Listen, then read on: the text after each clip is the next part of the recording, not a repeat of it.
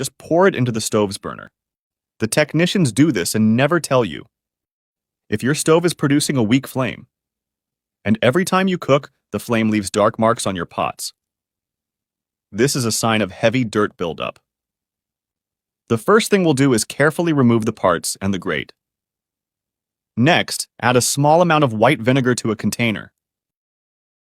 Now take a syringe and fill it with the vinegar. Then, place the tip and inject the vinegar into the burner outlet. You don't need much, just a small amount will be enough. Next, turn on the stove and watch as the vinegar is expelled along with the dirt.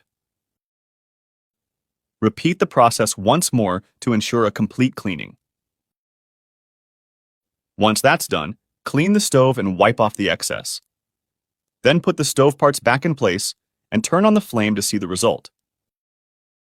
You'll have a much stronger flame with no signs of dirt.